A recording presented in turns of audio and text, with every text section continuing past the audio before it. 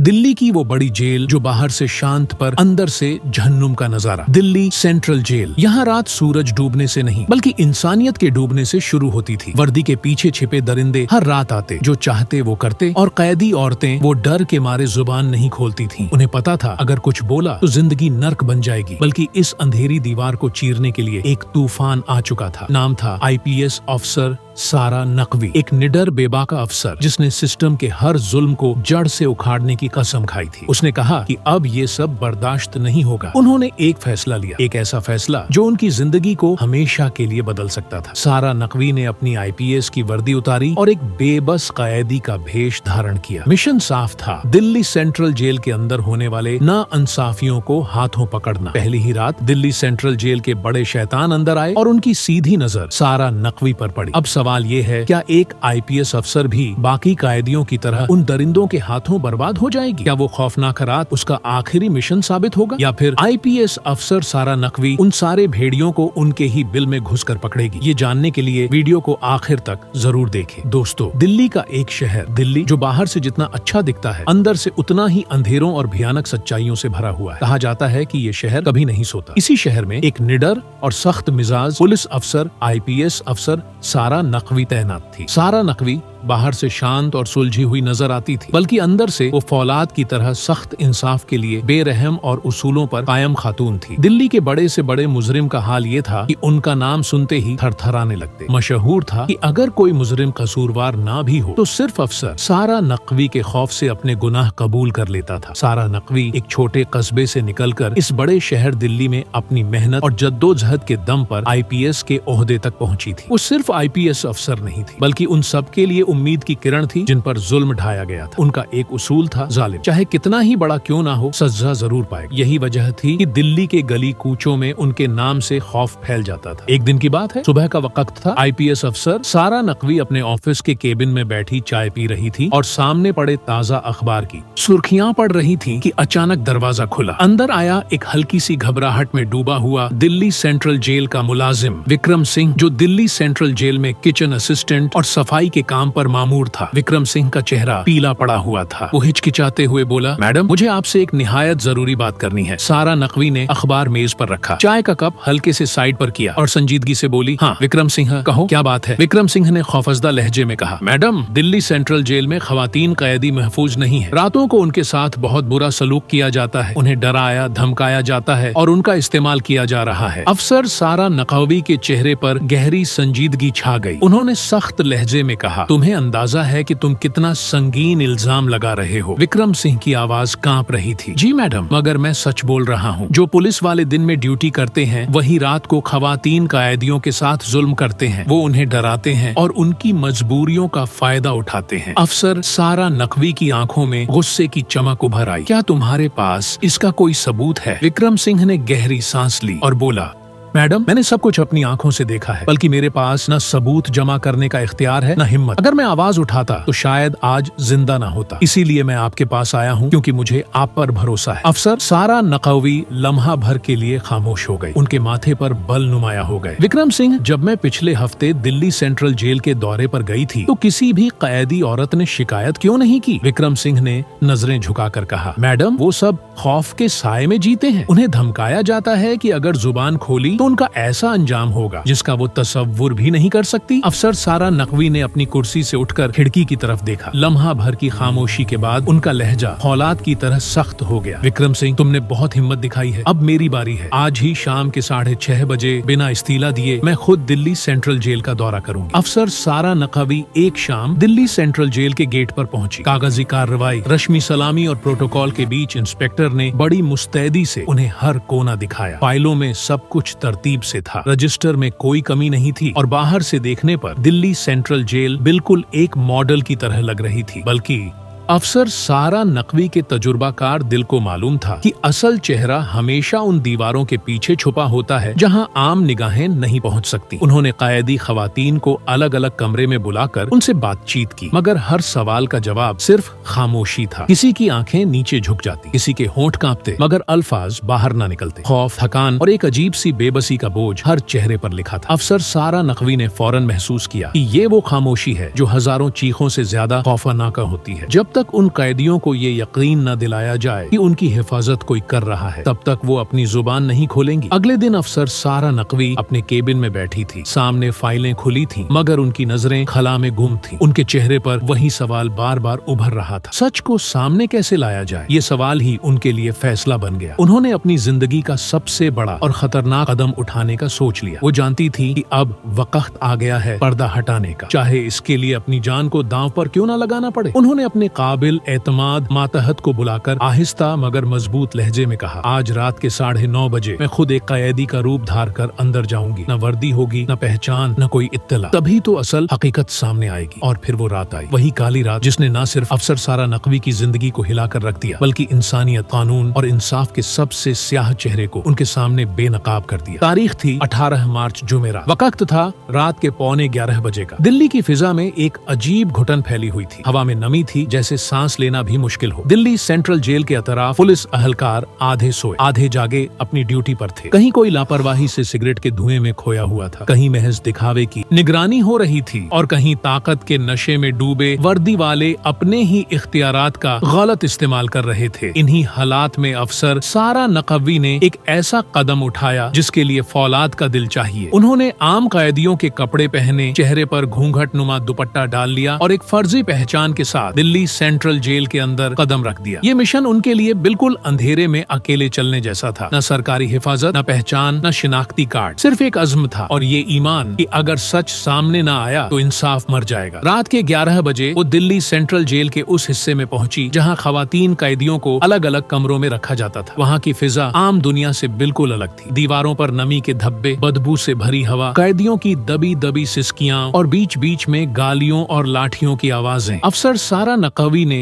जो मंजर देखे वो किसी भी मजबूत इंसान का दिल दहला देने के लिए काफी थे। कुछ पुलिस वाले कैदी खवातीन को जबरदस्ती नचवा रहे थे, कोई उनके जिस्मों पर हाथ फेर रहा था, कोई बेहुदा मजाक कर रहा था, कुछ औरतें बेबस होकर खामोशी सह रही थीं, कुछ की चीखें दबा दी गई थीं और कुछ के चेहरों पर वो अजयत लिखी थी जो अल्फाज से बयान नहीं हो सकती। अफसर सारा नकवी के दिल की धड़कनें तेज हो गईं। वो जानती थी ये दिल्ली सेंट्रल जेल सिर्फ एक कैद खाना नहीं बल्कि एक अंधी नगरी है जहाँ ताकत कानून पर भारी है। बल्कि वो भी तैयार होकर आई थी। उनके कपड़ों के अंदर एक छोटा सा खुफिया कैमरा लगा था जो हर मंजर रिकॉर्ड कर रहा था। कॉलर के नीचे छुपा माइक्रोफोन हर आवाज बाहर एक खुफिया टीम को पहुंचा रहा था। अफसर सारा नकवी अकेली नहीं थी, उनकी हिम्मत के साथ एक सच की पूरी टीम खड़ी थी। जैसे ही अफसर सारा नकवी दिल्ली सेंट्रल जेल के अंदर कैदियों के बीच पहुंची, एक पुलिस वाला तेज कदमों से उसकी तरफ बढ़ा। उसकी आंखों में शक और लबों पर तनुखुर था। उसने घूरते हुए कहा, अरे तुम कौन हो? तुम्हें पहले कभी यहाँ नहीं देखा। तुम्हारा नाम क्या है? अफसर सारा नकवी ने एक गहरी सांस ली, जैसे अपने गुस्से और सच्चाई को काबू में रख रही हो, और नरम लहजे में जवाब दिया, साहब मैं आज ही यहाँ लाई गई हूँ सभी कैदियों के साथ शिफ्ट में। पुलिस वाले ने अपनी मूंछों को मरोड़ते हुए और ज्यादा सख्त आवाज में पूछा, कौन सा जुर्म किया है तुमने? अफसर सारा नकवी ने नजरें झुकाते हुए कहा, मुझ पर चोरी का इल्जाम है, बल्कि मैं बेकसूर हूँ, मैंने कुछ नहीं किया। पास ही खड़े 2-3 पुलिस वाले जहरीली हंसी हंसने लगे। एक ने तंज कसते हुए कहा, हाँ, हर कैदी यही रट लगाता है, सच तो कभी कोई बोलता ही नहीं। नाम क्या बताया तुमने? अफसर सारा नकवी ने अपनी आवाज को नरम रखते हुए कहा,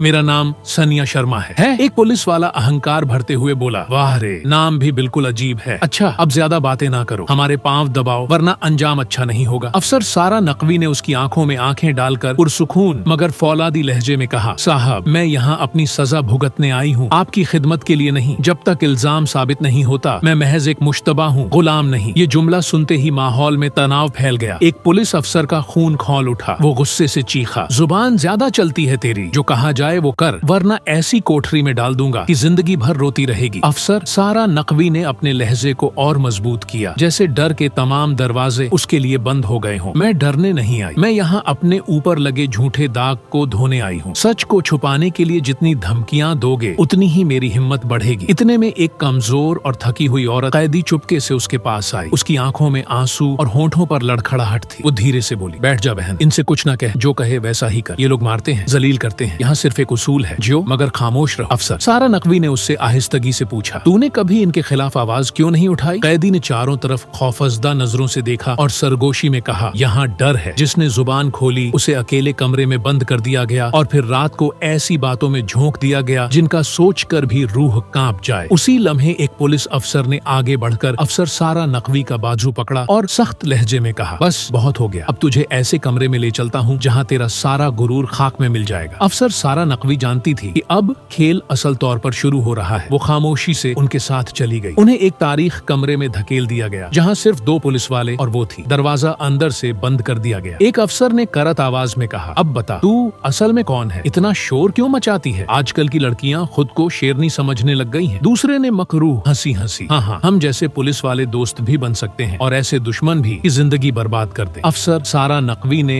पुरसुकून मगर एतमाद भरी निगाहों से उन दोनों की तरफ देखा और बोली, मैंने कुछ गलत नहीं कहा, मगर तुम दोनों मुझे यहाँ क्यों लाए हो? एक पुलिस अफसर ने करीब आकर धमकी दी, चुप रहो, आधे घंटे में तुम्हें तुम्हारी असल औकात बता देंगे। अफसर सारा नकवी ने महसूस किया कि अब फैसला खुन लम्हा आ गया है। उन्होंने एक गहरी सांस ली और उनके अल्फाज कमरे में बिजली की कड़क की तरह गूंजे। सुन लो, मेरा नाम सनिया शर्मा नहीं है, मैं IPS अफसर सारा नकवी हूँ और तुम दोनों जो कुछ कर रहे हो हर लम्हा रिकॉर्ड हो रहा है। बाहर पूरी टीम मेरी हर हरकत देख रही है। ये सुनते ही दोनों पुलिस वाले सख्त में आ गए। उनके चेहरे पर हवाइयां उड़ गईं। अभी जो गुरूर उनकी आवाज में था वो लम्हा भर में खौफ में बदल गया। अफसर सारा नकवी का चेहरा सख्त और गंभीर था। उनकी आंखों में वो अज़्म झलक रहा था जिसे हिलाना आसान नहीं था। उन्होंने अचानक अपनी असली पहचान जाहिर कर दी। सवाल ये था, अफसर सारा नकवी ने अपनी शिनाख्त इतनी जल्दी क्यों खोल दी? असल में वो जानती थी कि सामने खड़े ये दोनों पुलिस अहलकार अभी महज 2 महीने पहले ही इस दिल्ली सेंट्रल जेल में तैनात हुए हैं। अभी उनकी रूह पूरी तरह काला दाग नहीं बनी थी। अभी उनमें थोड़ी बहुत इंसानियत बाकी थी, मगर वो भी इस करप्ट निजाम के शिकंजे में आकर धीरे धीरे अंदर से गलने लगे थे। अफसर सारा नकवी ने उन्हें सीधी नजरों से देखा और धीरे मगर वजनी आवाज में सवाल किया, तुम दोनों का क्या नाम है? एक ने नजरें झुकाकर हिचकिचाते हुए कहा, अजय चौहान। दूसरे ने